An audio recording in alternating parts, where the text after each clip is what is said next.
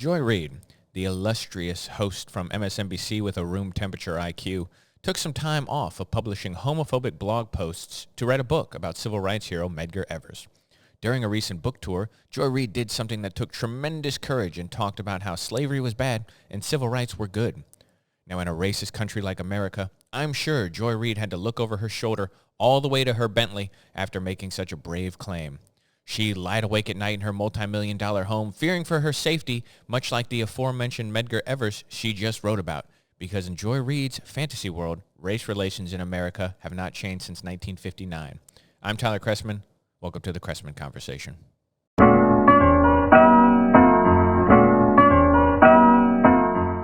Okay, before we talk about how terrible Joy Reid is, I want to highlight my favorite comment from last week's video.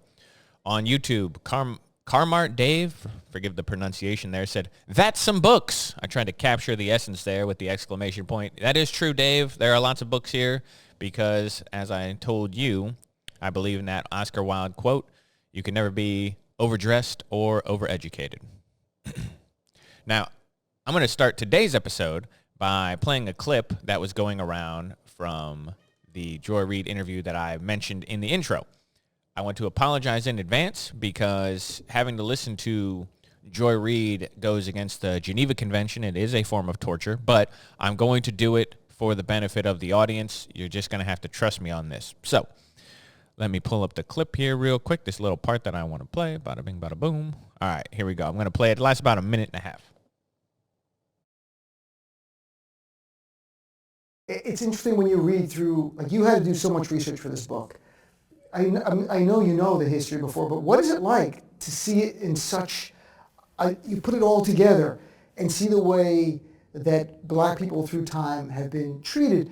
And there was a quote by James Baldwin, who was a friend of Medgar's, a famous quote from 1961 where he said, "To be a Negro in this country and to be relatively conscious is to be in a state of rage almost all of the time." Yeah. And has it changed that much? I mean, if you're aware and you see injustice and you wonder how does it continue, and it either directly against the black community or the double standard where white people in power, like Donald Trump, are treated vastly different than everyone else. I mean, to be a black person in 2024 in America is to be in a state of complete perplexed confusion about what is wrong with a country that hates your history, to this day can't admit even the basics of what was done to your ancestors, can't accept any responsibility for the lack that has carried through the entirety of the existence of you in this country, and think 60 years of relative freedom is enough. Now, blacks, please get out of Harvard. Now, blacks, you can't get any more loans. You can't even give each other loans of $20,000 unless you give white men who get 99%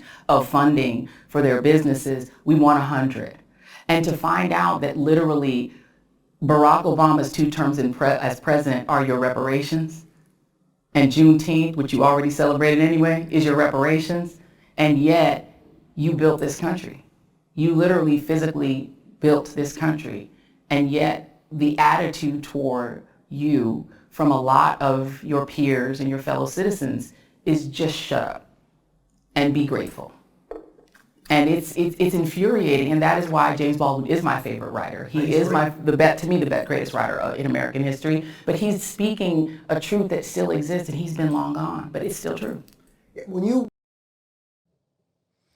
Okay, so I think people will know automatically where I'm going to go with this based on that clip.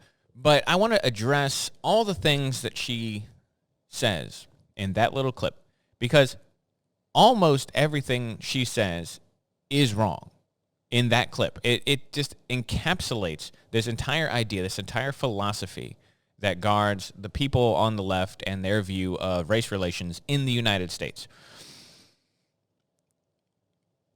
Now, I pulled up a transcript of that so I can go through. I pulled up a transcript of what she said there just so I can be clear. I address all the things. Now, the first thing I want to start with is the first thing that she says when that question is given to her. The first thing that she says, the first sentence, she says, "To be a black person in 2024 in America is to be in a state of complete perplexed confusion as to what is wrong with this country." Now, Joy Reid might find this hard to believe. I, as a white person, I do know black people. I've met them. I've interacted with them. Because white people and black people in this country, they do interact occasionally. I don't know if people know this, but they do. My friends who happen to be black, I would never say that they walk around in a state of complete perplexed confusion at all times. What is she talking about? Does she think that if you look back on the last 20 years of race relations in the United States, what you find is they have gotten worse. You have, since the 60s, they got better and better and better and better and better up until about 2008. And what happened in 2008? When Barack Obama was elected, there were a lot of people who believed that we had entered a post-racial America. It was good. We elected a black man to lead America. This was going to be our time to reconcile the races, and everyone was going to live in harmony. And instead what you had was the opposite of this. Race relations got worse because all of a sudden you had this faux intellectual, you had this faux black intellectual class that popped up that said that all the progress that we've made in this country in race, it doesn't actually exist.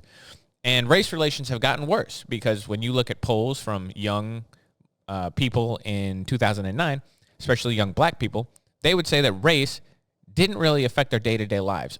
The vast majority of people polled at that time said race relations had no effect on their day-to-day life. If you poll young people today, they will say that race has something to do with their life every single day.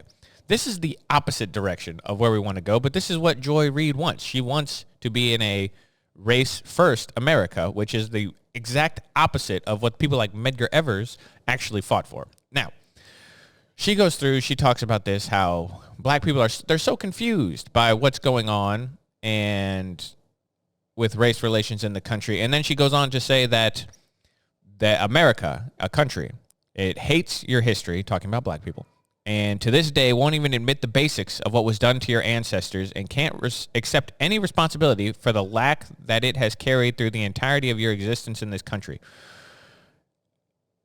Is that true at all? Do we not, as a country, if we looked at anyone in this country, do people not know that slavery existed? Who's denying that slavery existed? Anyone? Can we find one person in public life who says slavery wasn't real? No. No one denies that slavery happened. What do you mean that the exact quote is, can't admit even the basics of what was done to your ancestors? Who? Who is this person that she's talking to? What is this straw man that she's building that says that there are people out here who don't acknowledge that slavery was bad? I don't know a single person in 2024 America who's pro-slavery, who's pro-racism. I don't know this person. Now, again, there are racists who exist. No one will ever deny this. I don't know a person who says that racism is cured. But do racists hold any power in America? There'd be some people who say things like, well, Donald Trump's racist. Okay. What is the most racist thing, most racist law that Donald Trump passed? What's the most racist thing that someone in Congress has done or said? The most racist. Find me the best example, and then find me all the people who supported them after they did this. I remember, what was his name? There was a congressman a year or two ago who said something that was pretty dumb and it borderline on racist. And the next thing that you knew, he was drummed out of Congress because people don't like racism in the United States. And if it was just black people who didn't like racism, racism would still be a problem. But it's white people who also don't like racism. And so when you say don't acknowledge the basics of what was done in the past, who is this person?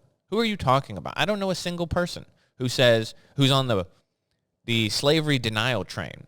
You know, I can name, there are some big prominent Holocaust deniers, but I don't know a single person who's a slavery denier. I don't know that this person exists. She goes on to say that they say things like, blacks, please get out of Harvard. What she's talking about there is the recent affirmative action decision that came down from the Supreme Court. The problem with that is that no one is actually saying that, because no one in 2024 in America can believe that being black is actually a hindrance to get into college. You can't believe that and be intellectually honest at the same time. Being a minority in the United States is a benefit on all college admissions all across the country. You can't find me a single institution that doesn't wish for more smart black kids to join their program. You can't find it. It doesn't exist. There's not a college in the country that doesn't want more minority students to fill their ranks. It just doesn't exist. So when you say, well, we got rid of affirmative action, well, I am not for affirmative action. I'm not for quotas. I'm not for using race as a determinant to say that you should get in. You shouldn't get benefits for your race. I would be opposed if they gave white people a benefit for being white. I would be opposed if they gave Asian people a benefit for being Asian. And I would be opposed if they gave black people a benefit for being black. That is what affirmative action has done. And you can make a case for it in the 60s. I think you could make a strong case because institutions in the 60s were actually opposed to black students getting in. So you say, well, we're going to set quotas. We're going to make it so that companies, big corporations and universities have to accept black students and black workers. That's fine. We don't live in 1960. There's not a university that you're going to point to that is actively trying to box out black students. It doesn't exist. So when she says, well, they're trying to keep black people out of Harvard. No. That's not true. It's not true at all. Harvard. You're saying Harvard. Harvard's only racist against Asians. They're not looking. They discriminate against Asians to get more black students, but they don't discriminate against blacks. They don't want to keep black people out of Harvard. That's ridiculous. That's a ridiculous claim to make. Joy Reid I think she went to Harvard, if I'm not confused. So I think it actually is more of a thing because she, again, not that bright, doesn't ever come across as being overly intellectual. So I think this is just a little bit of projection maybe on her part. But I don't know what she is referring to. Who is trying to keep black people out of elite institutions? I don't know a single elite institution that you would say is doing that. Then she goes on to say, she talks about, and to find, this is her quote, and to find that literally Barack Obama's 2 terms as president are your reparations, and Juneteenth, which you already celebrated anyway, is your reparations. Yet you built this country. You literally physically built this country. Here's a good rule of thumb for anyone out there who's curious. Don't ever listen to someone who peppers in the word literally in their sentences. It's just, they are literally incredibly stupid when they do that. It's not a good thing to do. It's not a good tick to have. It's not that you can never use the word literally. It's just, first of all, using it twice in the same paragraph seems weird. But secondly, you should use it very judiciously. I guard against that word. It's not a word that makes you appear intelligent. So when she says that literally Barack Obama's 2 terms as president are reparations, and literally you built this country, you being black people, this is just not true because Barack Obama was elected to the president not as reparations is literally not true.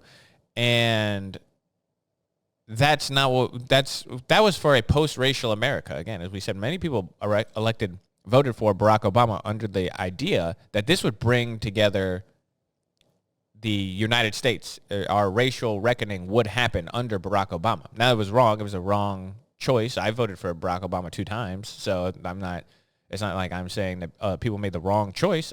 That was where I was at and at my point of my life. And I voted for him in 2008.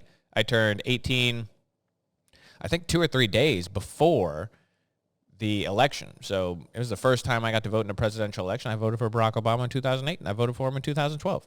And so I understand the idea that I didn't know anything about politics when I was 18, but I voted for Barack Obama because he was a Democrat and because he was black, and that's true. And when you're 18, it seemed like that was the idea. A lot of young people I know who, I was in high school at the time, a lot of young people I know, they voted for Barack Obama because he was black. They didn't know anything about politics. They weren't talking about anything other than that. They just were talking about the fact that we had this opportunity to have this black man elected to president, and that was awesome, that we lived in that world. That was where I was in high school. That was where race relations were at. People were excited to vote for this man. Reparations is what Joy Reid's talking about. She's upset about reparations. Now, I have a lot of thoughts on reparations. We should have given reparations to slaves. We should have. In the post-Reconstruction era after the Civil War, we should have done something more for the black community. We did a lot, but we should have done a lot more. And reparations would have been a great idea at the time. You should have taken money from the South and forced them to pay the ex-slaves for their labor. That would have been a great plan. Reparations today, in 2024, make absolutely no sense, and I'm going to tell you exactly why. We're going to talk about some immigration. Now, okay.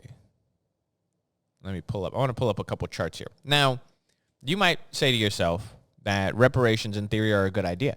The problem is they're unwieldy. I don't remember who first said this. Maybe it was Thomas Sowell, maybe not. I don't remember who first said it. But the problem with reparations today is that you take money away from people who were never slaveholders and give it to people who were never slaves. That is a problem because you have to determine who gets reparations, what for, who pays them, how this whole thing is going to be doled out. And we can use Joy Reid as a great example. Joy Reid's black. She would describe herself as black. She has described herself as black. Do we give Joy Reid reparations for being black? It's an interesting question. The answer should be no. She is black. She does live in America. She was born in America. She's an American citizen. But does Joy Reid get reparations? Well, Joy Reid has nothing to do with slavery. Her family has nothing to do with slavery. Joy Reid's mom was a college professor who was born in Guyana, and her father was born in the Democratic Republic of the Congo. They're both immigrants. They both immigrated to the United States. Joy Reid is a first-generation American. Her family didn't build America. Her family had nothing to do with America up until 30, 40 years ago whenever they immigrated. Probably longer than that, I'd imagine. Joy Reid's probably older than that. But the point is, she's first-generation American. Her family had nothing to do. Do we give Joy Reid reparations? How do you trace it back and find out what black people are actually descendants of slavery and who aren't? How do you do this? Are we doing an Ancestry.com on every single person who ever lived? What about, who was the person? Oh, one of those people from The View. Just recently, I just remembered this. One of those people from The View was recently on one of these shows and found out that while she would describe herself as black or Hispanic, it turned out that her family in the past was also white and they owned slaves. Now, what is she going to do? Is she going to pay herself? How is this going to work? The problem is that there have been more black immigrants to the United States than there ever were slaves who existed. And here, just so we're not just talking here, we'll show you some data. Maybe. Oh, wrong way. There we go. Okay. So these are from Pew. Pew is one of the most respected research organizations in the world. I want to just show a couple things here. So this first chart I'm going to show is about how many black people in America are immigrants or children of immigrants. So this one says, for those of you who can't see the chart, the foreign-born population of black people in the United States is 12%. The second generation is 9%. So you have your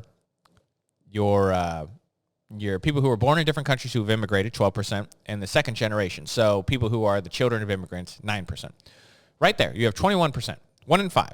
1 in 5 black people in the United States are either immigrants or children of immigrants. So right there, 1 in 5, which I think right above this is the actual number. Yes, okay. So the percentage of the U.S. black population who are foreign-born, this is 10% in 2019, and the population climb, 4.6 million. 4.6 million black people in the United States of the 13-something million are foreign-born. Now, do we give them reparations? They weren't even born here. Their ancestors have nothing to do with slavery, the evil abomination that is slavery in America. Nothing to do with it. How do we make that work reparations-wise? And explain to me this. If in 2024, racism is the biggest factor hindering the advancement of black people, how do we explain this chart right here, also from Pew?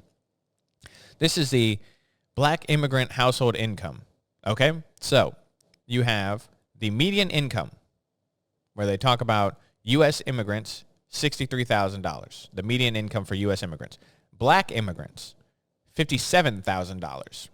U.S.-born black population, $42,000. So this has been something I've always been very curious about. How do you explain, if racism is the thing that prevents the wealth gap between white and black opening, it is a factor. Here we go. We'll say this first off before we even get into it. It is a factor. You never should deny that racism exists. Racism is a factor. The question has always been, is it the driving factor? Is it the biggest factor? Is it the biggest hindrance in closing things like the wealth or education gap? Charts like this make it very difficult to make that case. So you have black immigrants, people who come to the United States, making a median income that is, what is that? $15,000 higher than the U.S.-born black population.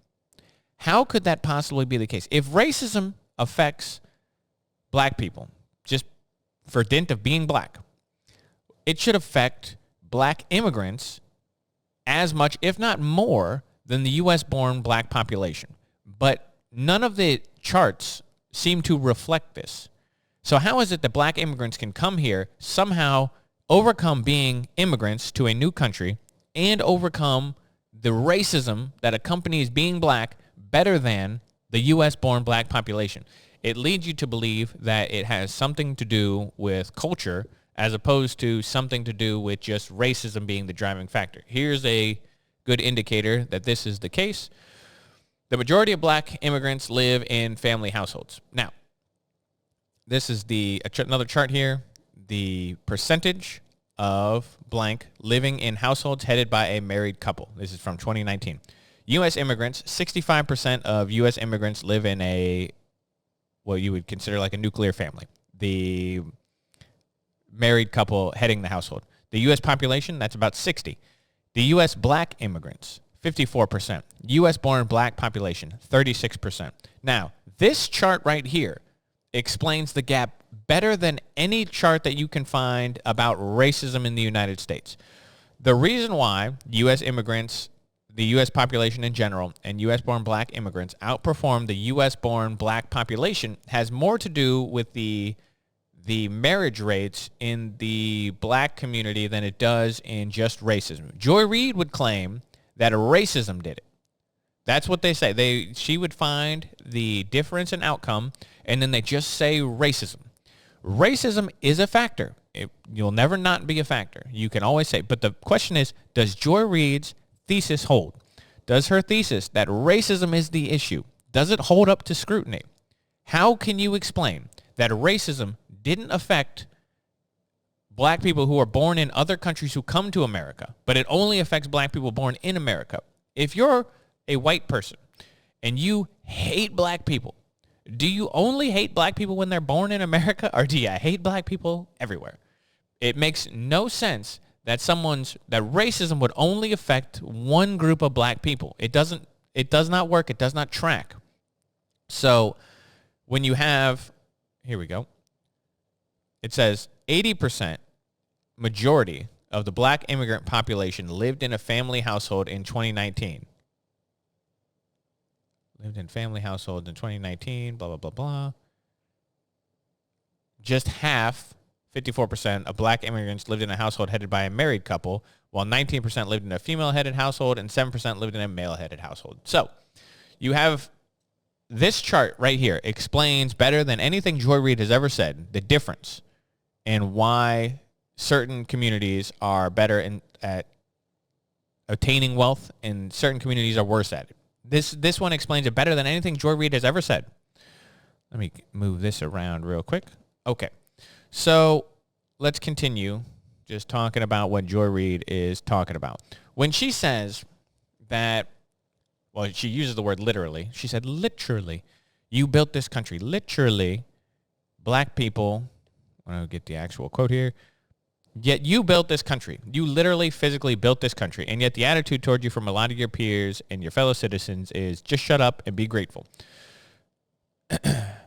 We could dive in to the truth of that statement, whether or not black people literally physically built America. It is true in the South that they were a big driver of the economic engine that drove the South. But what's interesting is when you look at, here we go, there's more charts. We like charts here. So this is from PBS, but they are citing this website right here. This is the Transatlantic Slave Trade Database. So this database right here, if you go to slavevoyages.org, this is something that cataloged all of the slave ships from every long they could ever obtain. You have what amounts to 12.5 million Africans who were shipped to the New World. That's a gigantic number. The problem is when you say America or you're talking about the history of slavery in America, one of the big problems is only 388,000 slaves were shipped to North America directly. So of that 12.5 million, I think it's 4%. What is that? No, that is not right. What is 388? Well, it's a small percentage. I don't remember what the percentage is, though, off the top of my head.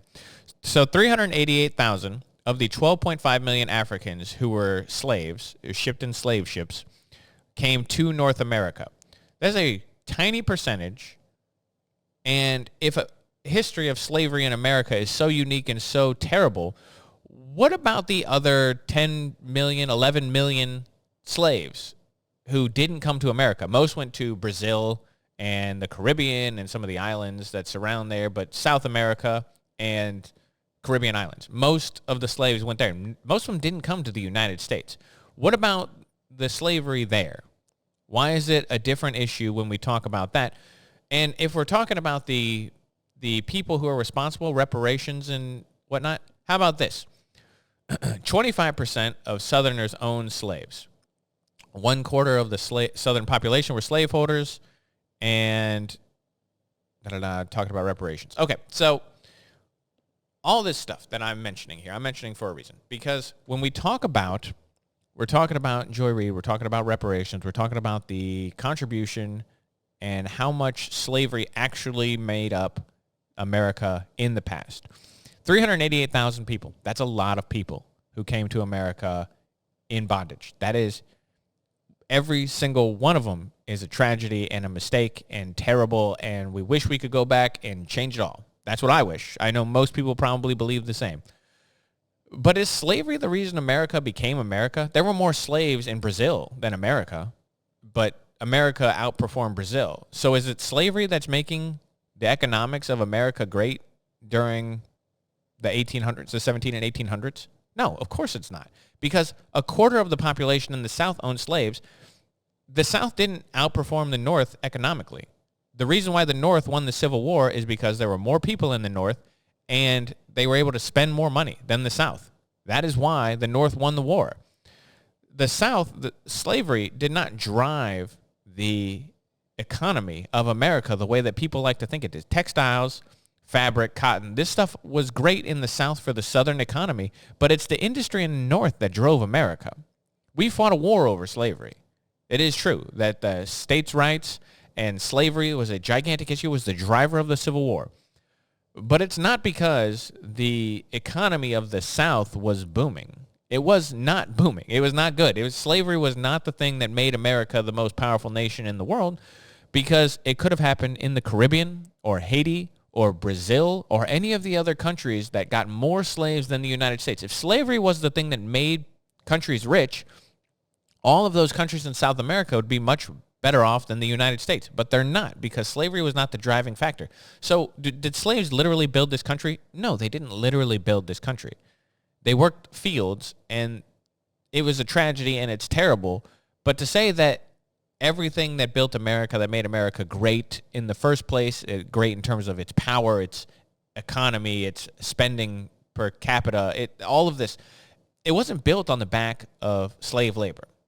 It just wasn't. It's not. There's nothing that says that the economy of the South was ever going to overtake the economy of the North. It just wasn't going to happen. So when Joy Reid talks about reparations, when we make this case, when Ta-Nehisi Coates gets up there and talks about reparations, makes a case for reparations, you have to explain to me why. For example, I've never done a lot of digging into my history. I know my dad's family's from Georgia, so it is possible. I mean, it's not impossible. But take somebody, for example, who you know for a fact, their whole family was from the North. They never owned slaves. They never had anything to do with it. Maybe they have ancestors who fought or died for the Union in the Civil War. And then you have someone like Joy Reid, who is black, but parents were never slaves. No grandparents, great-grandparents, no one was ever a slave in her family from America. Why should this guy from Boston, whose great-great-great-grandpa died at Antietam, why should he be paying Joy Ann Reid, who's a multimillionaire, whose family was never part of slavery, never part of American history? It makes no sense. Reparations has always been an unworkable project that just looks to divide people. It's not real. It's not a real solution to any problem. And people like Joy Reid wrote this big book about Medgar Evers. And by the way, Medgar Evers is a personal hero of mine.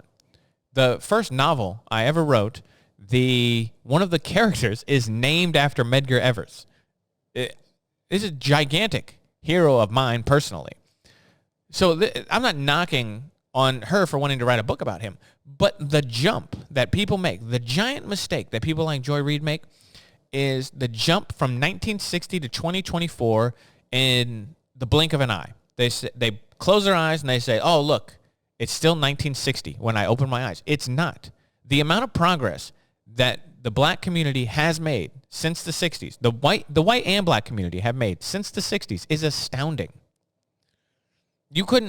When you were black, you couldn't ride the bus in the South. You couldn't eat at the counter in the South. You couldn't go to certain schools until 1954 in Brown versus Board of Education. You couldn't go to certain schools. They were segregated. 1896, you had a Supreme Court decision called Plessy versus Ferguson that established separate but equal. Okay? This was the Supreme Court decision that gave us the idea that separate but equal was okay. Well, you can have separate facilities for whites and blacks as long as they're equal. It was never true, and it was never good because the black water fountains, the black schools, the black everything was less funded, less taken care of. They were never equal. In 1954, Brown versus Board of Education changed that. And you have people like Joy Reid who want to pretend that the civil rights movement is still happening today in 2024. It's not. It's not in the same way. Racism does not exist as a major problem in the United States in the way that it did in 1960. You can make a claim that you say racism exists, and I will say, of course it does. The question is it as prevalent in 1960? When you sit there and you pretend and say, oh my gosh, what James Baldwin wrote in 1960 is just as true today, you are a liar or you're delusional. It's one or the other. It's not true. I love James Baldwin. I agree with her. He's one of the greatest American writers who ever lived. He's a fantastic author. But James Baldwin would not write a book like he wrote in 1960 in 2024, or he'd be Ta-Nehisi Coates. He'd be just a liar and a guy who doesn't know anything about anything. And James Baldwin was not that. He was an incredibly smart person. I want to grab a book here real quick.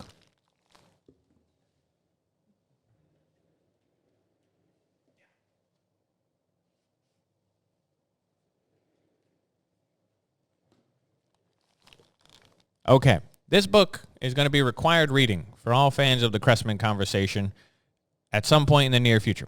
This is James Baldwin. This is my favorite little James Baldwin book. It's not very long, okay? So everyone can read it. It's called The Fire Next Time. James Baldwin would not write this book in 2024 because it wouldn't be true in 2024. But people like Joy Reid suggest that everything has changed. Nothing has changed, and everything is the same. And James Baldwin is just as relevant today as he was then. Well, it's true. This is a great book to read. But it's also true that most of the stuff he's talking about does not apply in 2024. So when Joy Reid sits there and she pretends that nothing has changed, when she says things like, oh, James Baldwin it's just the same and it's still just as good, he's speaking a truth that still exists. He's been long gone, but it's still true. It's not still true. That's a lie. But it's a lie that Joy Reid probably believes. She's probably delusional enough to believe it. Again, she thinks she's being stunning and brave, by sitting up there and saying slavery's bad and civil rights were good. Everyone knows this. There's no one who denies this anymore. But she pretends that you're still fighting because everyone wants to make themselves the hero of their own story, and people have to fight against something. So they pretend that racism is still a giant monster that it was in 1960, and they get to fight the monster, and then they get to be the hero. And that's what Joy Reid's doing. She wrote a book about Medgar Evers. Medgar Evers was a hero. He died fighting for civil rights. Are there still people like Medgar Evers, Martin Luther King Jr.? Are there people, when was the last time you heard of a member of the Klan firebombing the house of a black activist? Does that happen? When was the last time that something like this happened on a scale like that? Racism is in such short supply that you have people like Jussie Smollett who have to pretend that racists attacked him because he knows that, it's hard to find a racist to beat up a black man in Chicago. Let's just make it up. It's all silly. And people like Joy Reid, they're doing a bad thing by pretending that white people and black people can't get along great. In my day-to-day life, I don't know white people and black people who don't get along well with each other. I don't. In my personal life, I just don't see it. The only people who pretend that that's the case tend to be the activists who make their living by stoking racial tension. It's not day-to-day people. It's not regular people on the street. It's the people who have a vested interest in making people fight with each other. People like Joy Reid. Joy Reid's show wouldn't exist if she didn't have polarizing topics to talk about. And racial politics tends to be one of the favorites on MSNBC. Anyway, we're going to make this required reading. James Baldwin, The Fire Next Time. Everyone read it. I might reread it. It's only, 130 pages, 140 pages? Let's see. 103 pages. Look at that. That's just a long essay. You can read that in a day. Everyone go read it. Don't read, I won't say that. You can read Joy Reid's book. I haven't read it. I don't know if it's good. It'd be nice to learn about Medgar Evers. That's always fun. But don't listen to her when she says that racial politics are still the way that they are. It's not true. We're going to catch you guys every Friday here on the Chrestman Conversation. So I'll see you guys next Friday. In the interim, you have a lovely week. I'll catch you later.